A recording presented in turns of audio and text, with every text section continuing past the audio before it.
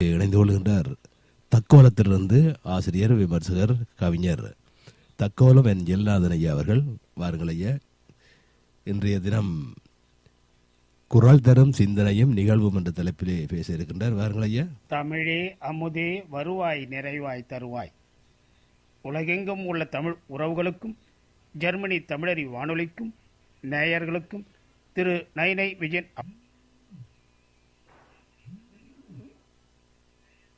அவர்களுக்கும் திருமதி சசிகலா நைனை விஜயன் அவர்களுக்கும் என் வணக்கம்.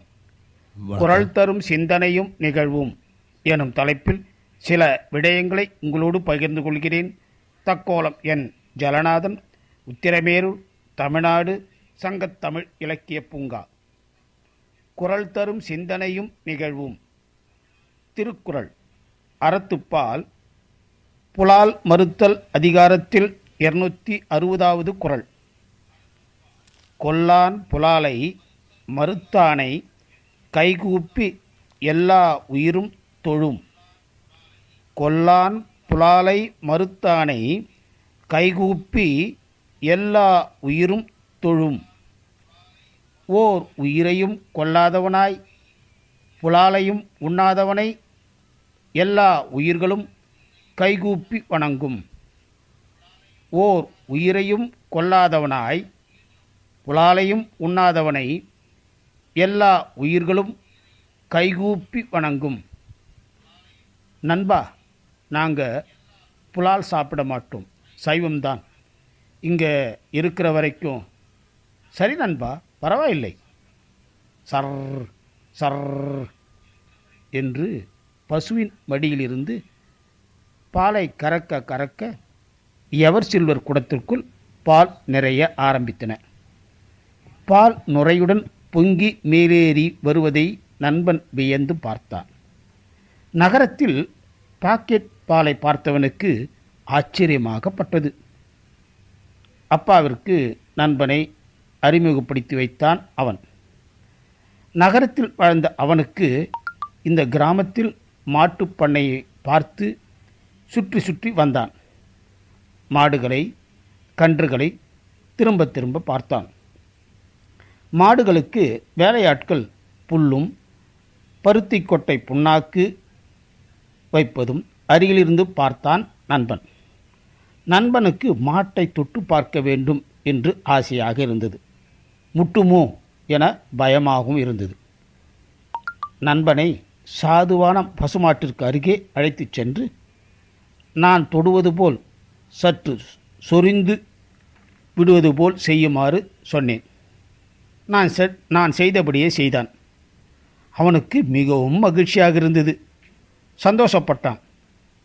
திடீரென்று சீமை மாடு ஒன்று கன்று ஈன 2 நாளாய் பெரும் துன்பப்பட்டு கொண்டிருந்தது.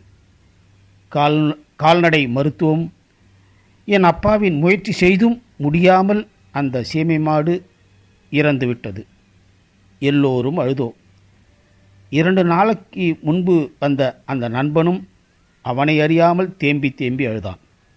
ஐயோ, அந்த மாட்டுக்காரன் 50,000 கேட்டானே என பாட்டி அழுதாள். சிலர் அப்பாவிடம் வந்து இறந்த மாட்டை கசாப்புக்கு என இழுத்தனர்.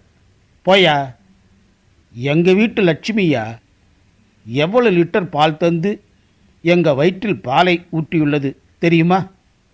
பணமாம் பணம், பெரிய பணம், போயா என்று அப்பா அதட்டினார். அவர்கள் அமைதியாக சென்று விட்டனர். பின்பு அந்த பசுமாட்டை எங்களுடைய பண்ணை அருகே புதைத்து சமாதி கட்டி வழிபட்டோம். என் அப்பாவின் செயல்பாட்டால் எங்களை அந்த ஊரே கும்பிட்டது. கொல்லான் புலாலை மறுத்தானை கைகூப்பி எல்லோரும் தொழும். கொல்லான் புலாலை மறுத்தானை கைகூப்பி எல்லா உயிரும் தொழும். வாய்ப்பளித்த ஜெர்மனி தமிழறி வானொலிக்கு நன்றி, வணக்கம். தக்கோலம் என் ஜலநாதன், உத்திரமேரூர், தமிழ்நாடு, சங்கத்தமிழ் இலக்கிய பூங்கா. அருமையான பதிவோடு இணைந்து கொண்டார் தக்கோலத்திலிருந்து என் ஜெல்நாதன் ஐயா அவர்கள். நன்றிகள் ஐயா. மீண்டும் மீண்டும் இணைந்து சிறப்பியுங்கள். நன்றி, வணக்கம்.